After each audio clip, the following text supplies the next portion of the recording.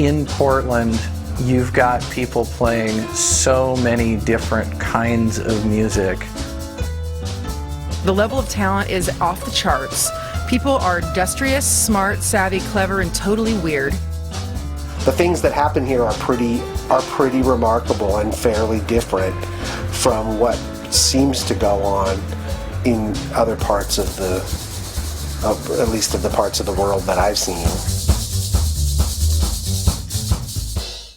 Hi, I'm Shayla, and welcome to the first episode of Don't Move Here. Today we're going to go to Northeast and visit Steve Schrader at the home of States' Rights Records, his amazing small record label that he runs out of his house.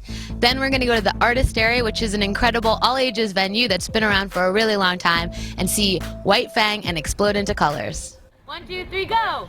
Now you know that I'm the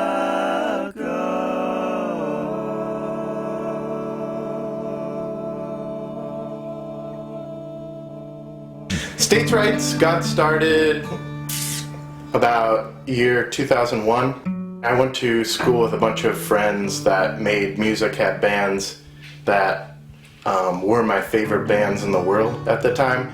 And they were making tapes just to pass amongst their friends, and those tapes really quickly became like my favorite albums.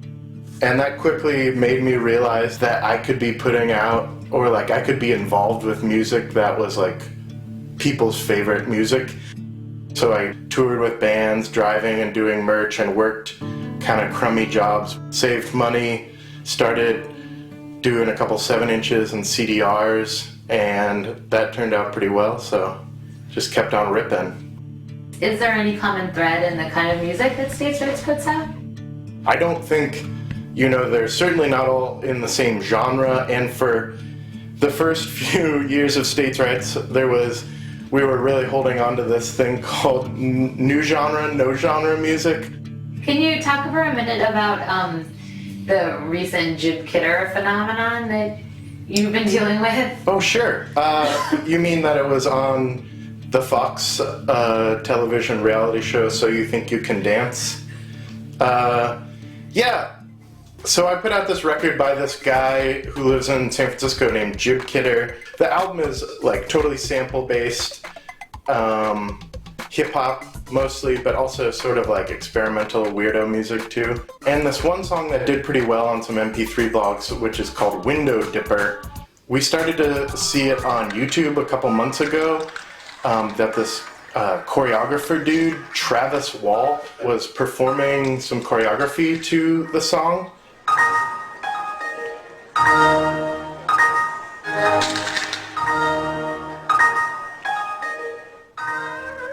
And then I got a call from Fox when the season started, saying that one of their contestants wanted to dance to that song. And we were like, sure, yeah. Because that sounds fun. Also, because the song is like kind of questionable in legality. It contains samples of the Microsoft Windows operating system and some other samples that probably should have been clear. It was a really fun concept to try to get that on national television on a big reality show on Fox. Did you have any kind of blueprint when you started the label?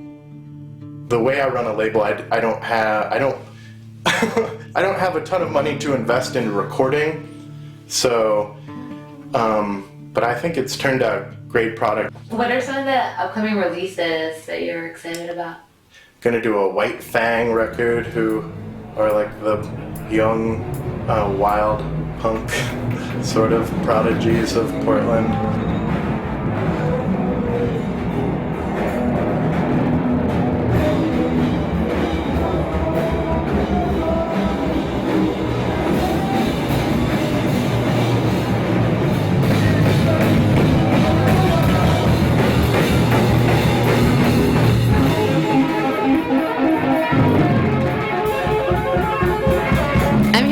From the Artistery. Aaron, how long has the Artistery been going? Like, how did it get started? It was started in 2001 as a spiritual creative program. It's a little bit different.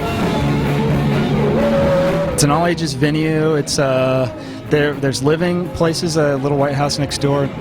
There's a recording studio, dark room, a lot of facility stuff, and just basically open space to do whatever you want.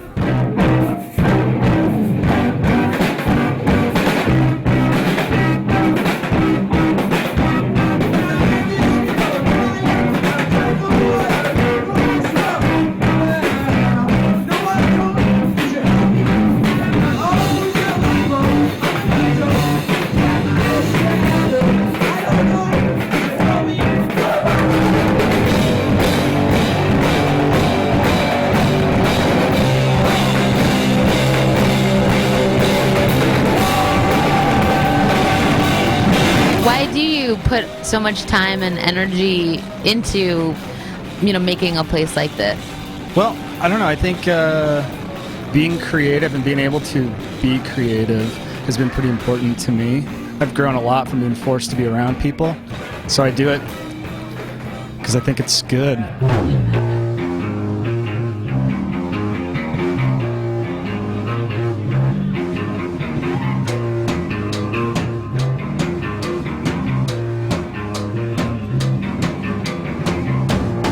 What kind of music does the Artistery host?